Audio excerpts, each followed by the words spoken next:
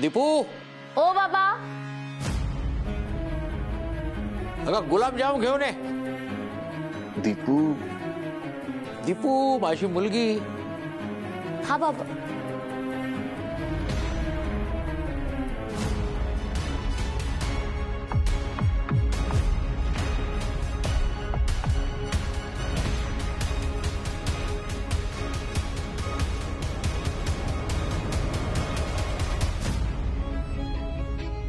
दीपू काय कुठं हरवलीस? गुलाबजाम घेऊन ये.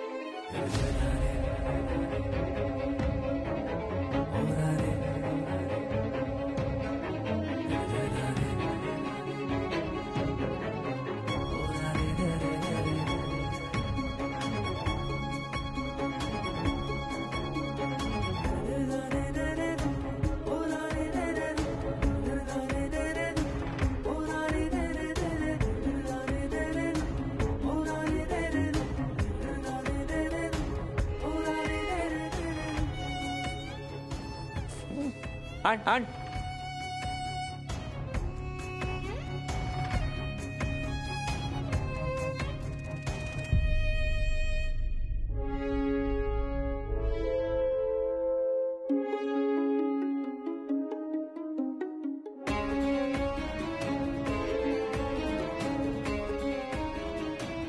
दीपू काय उभी काय आहेस तू? ओळखलं नाहीस काय रा? आपला साळगावकर. दे गुलाबजाम दे. अगं दे, तोंड गोड कर त्याच. मग तो आपल्याला छान बातमी सांगणार आहे. दे. काय रे साळगावकर?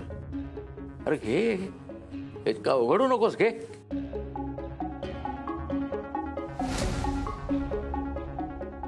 दीपू इकडे.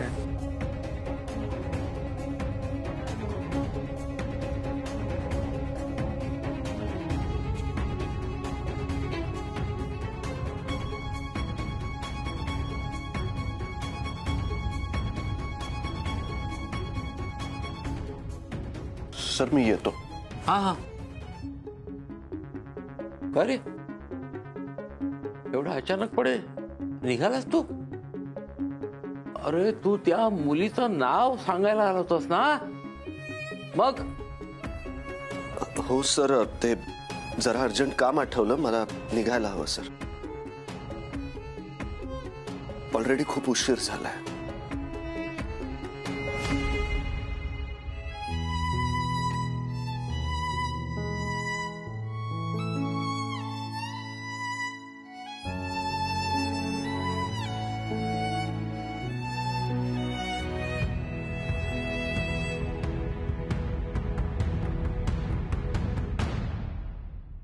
इंद्राजी.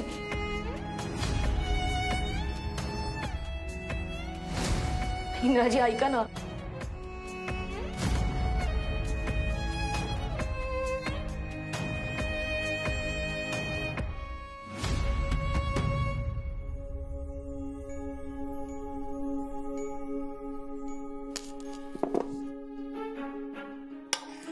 ताई बरं झालं ग आलीस जेवायला. गुलाबजाम. अगं मी जेवायला घे म्हणणार होते. काय झालं?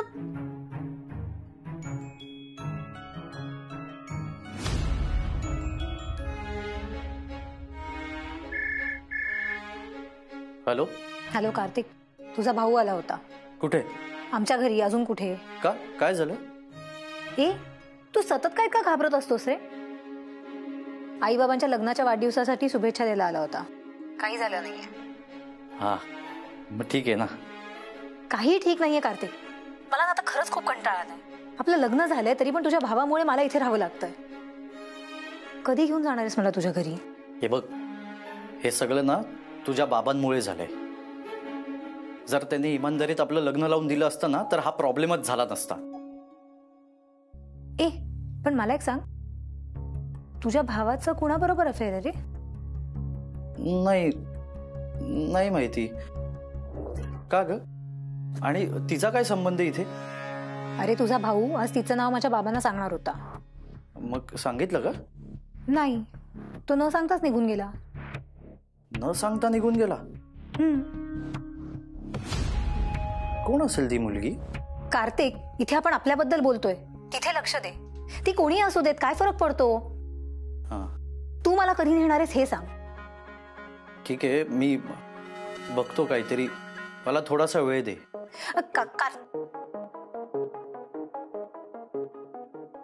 दादाचं नक्की काय चाललंय? कोण असेल ती मुलगी? शोध घ्यायलाच हवा.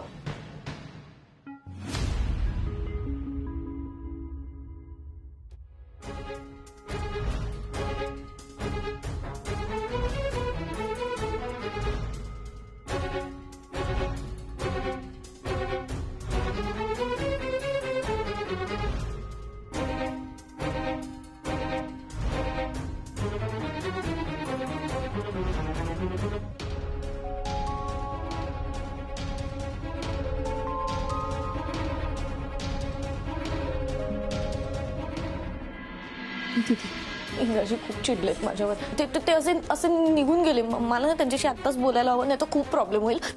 मी आलेच. बरं तू जा, पण सांभाळून जा. काय ग दीपू, कुठे निघालीस?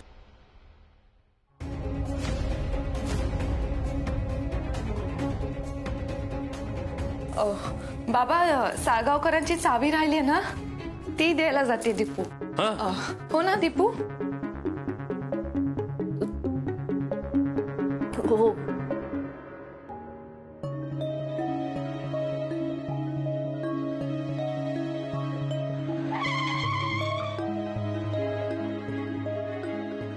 अरे अरे बेवड्या, जास्त आले का? दिसत नाही गाडी? सॉरी ए सॉरी बोल म्हणजे झालं का? तुला सारख्याला फटकावलं पाहिजे धरून. फटका माझ्यासारख्याला फटकावलंच पाहिजे. फटका फटका मार, मला मार. ए जास्त आले का रे तुला? उतरली प्रेमाची. मार मार. वेळ आहे का रे? कडेन चाल.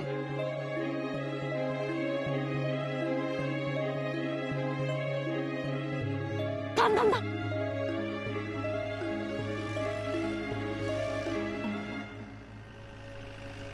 इंद्राजी,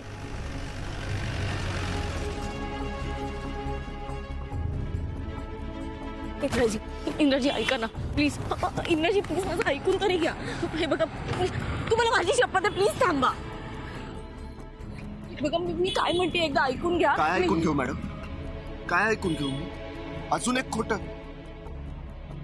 मी खरं का बोलू शकले नाही याचं कारण, मला खोटं नव्हतं बोलायचं. मला मान्य आहे की तुम्हाला हे सगळं असं अचानक कळल्यामुळे धक्का बसला असेल. मला मान्य आहे, मी खरं लपवलं तुमच्यापासून. तुम्ही वकील व्हायला पाहिजे मॅडम. खोट्याचं इतकं उत्तम समर्थन करता ना तुम्ही. एखाद्या खुन्याला देखील संत म्हणून घोषित करा.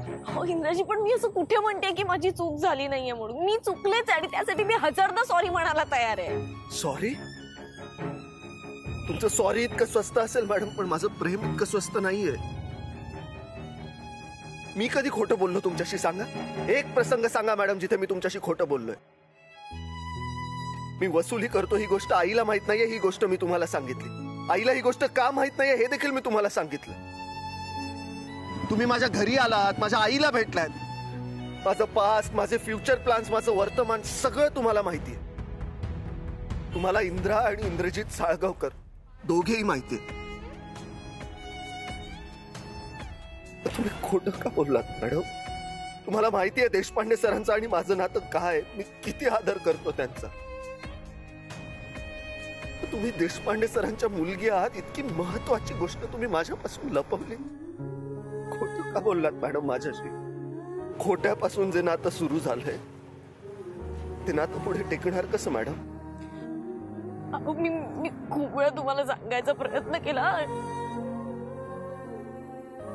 कधी कधी ते राहून गेलं आणि कधी कधी माझी हिंमत झाली नाही, कारण मला असं वाटलं की मी तुम्हाला खरं कळलं तर मी तुम्हाला गमावून बसेन. मग तुम्हाला योग्यच वाटलं मॅडम. तुमची भीती खरी ठरली. आज खरोखर मला गमावलं. प्लीज प्लीज असं नका ना बोलू. प्लीज ऐका ना माझं. प्लीज प्लीज असं नका ना बोलू. प्लीज मॅडम नका करू प्लीज. तुम्ही देशपांडे सरांच्या मुलगी आहात. तुम्हाला हे असं रात्रीच्या वेळी रस्त्यावर असं मुलाच्या मागे येणं नाही सोबत. प्लीज मॅडम बाकी जाऊ द्या, पण देशपांडे सरांच्या मुलीला इंदिरासारखा मुलगा नाही सोबत. माझी लायकी नाहीये देशपांडे सरांच्या मुलीकडे नजर उचलून पण बघण्याची. आणि मॅडम तुम्ही खोटं बोलला नसताना तर तिच्या प्रेमात पडण्याचं हे पाप माझ्याकडून नसतं झालं. आणि आज तुमच्यामुळे मी सरांचा पण गुन्हेगार झालोय. मॅडम प्लीज असं नका बोलू. अहो इंद्रा आणि साळगावकर दोन्ही तुमचीच रूप आहेत ना. आणि मला दोन्ही रूप आवडतात. आणि बाबांनाही साळगावकर आवडतो ना. पण सरांना इंद्रा नाही आवडणार मॅडम. बाकी जाऊ देत. मी स्वतःच देशपांडे सरांच्या मुलीचं लग्न इंद्रासारख्या गुंडाशी नाही लावणार मॅडम. तुम्हाला कल्पना नाहीये मॅडम हे खोटं बोलून तुम्ही काय करून ठेवलंय. पण मॅडम आज माझं प्रेम आणि माझे सण दोघांनाही मी गमावून बसलो. मला अडवू नका. नाही नाही इंद्राजी प्लीज ऐका ना. प्लीज नका ना जाऊ. मॅडम असं नका करू तुम्ही. प्लीज ऐका माझं. Madam sorry I am really madam sorry. असं नका करू प्लीज.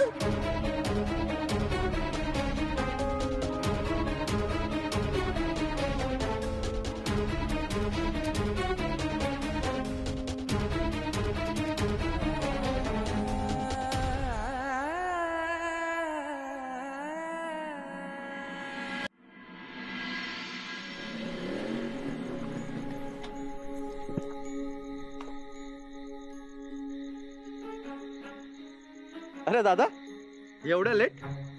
कार्तिक काय करतोस तू इथे? अरे गुलाबजामची वाट बघतोय. लोकांच्या सासूरवाडीला जाऊन तुला गुलाबजाम मिळतात, माझं कुठे एवढं नशीब ना. म्हणून ऑनलाईन ऑर्डर केली आहे, त्याचीच वाट बघतोय.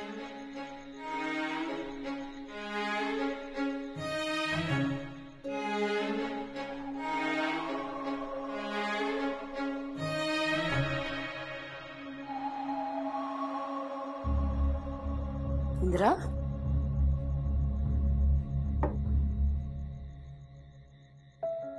दमलास? अरे किती उशीर. पत्ता मिळाला ना? आई उद्या बोलूया ना आपण ह्यावर.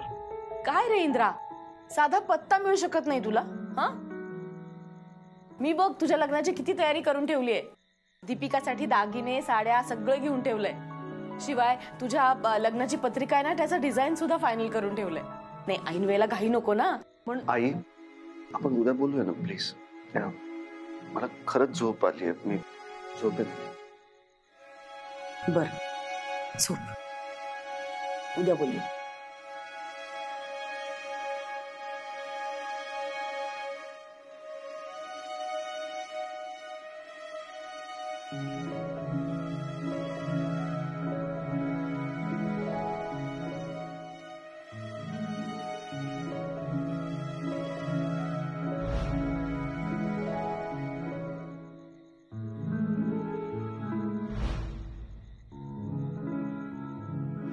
आई काय म्हणाली ऐकलंस ना सब तू? माझ्या सन्मार्गाने कमवलेल्या पैशातून दान देते. आईला जर आपल्या धंद्याबद्दल कळलं ना तर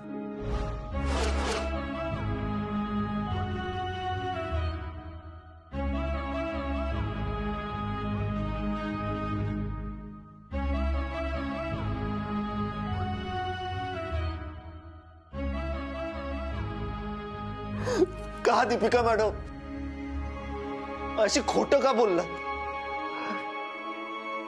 का खोटं बोललात मॅडम? तुमच्या खोटं बोलण्याचे काय परिणाम होणार आहेत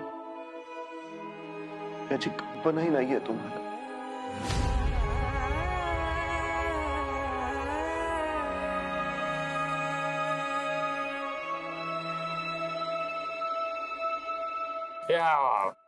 या कॉलेजमधला तरुणपणीचा फोटो माझ्या मित्रानं जबरदस्तीनं मला स्टुडिओत नेलं आणि काढायला लावला होता. हो अहो बाबा, पण कसले हँडसम दिसताय तुम्ही.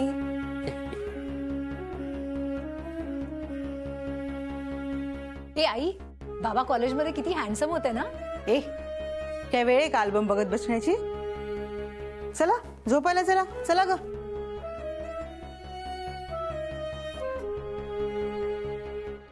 मालती, आनंदाला वेळ नसतो. आता आपल्या संसाराला 30 वर्ष झाली, म्हणून सगळ्या जुन्या आठवणींना मी उजाळा देत होतो. बाकी काय. आई, तू पण ये ना, आपण फोटोज बघूया.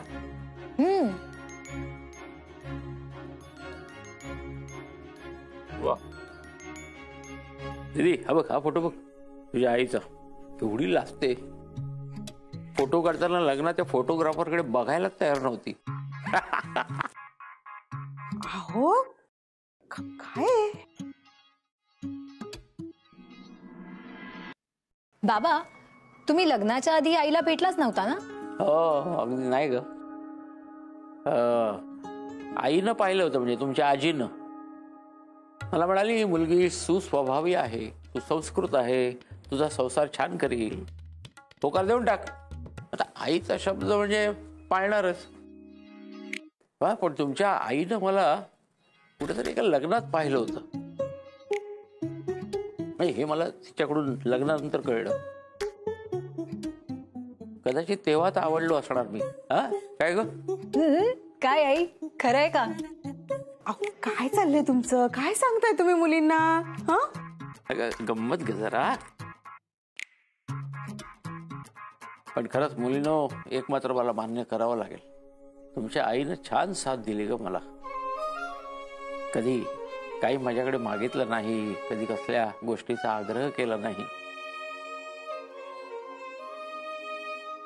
दिलं त्यात सुखी समाधानानं राहिली.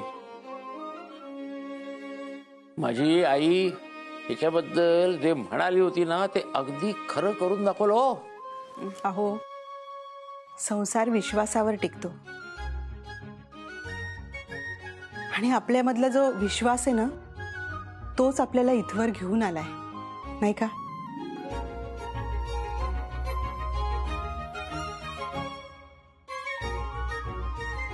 दीपू. हा बाबा. काय तू कशात हरवलीस?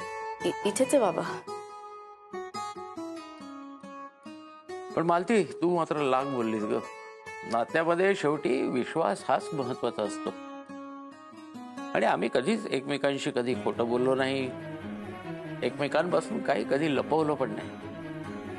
आणि कसं आहे, नात्यांमध्ये कधी लपवालपी खोटेपणा आला ना की ते भुसभुशीत होत. आणि मग कधी कोसळून पडेल काही सांगता येत नाही.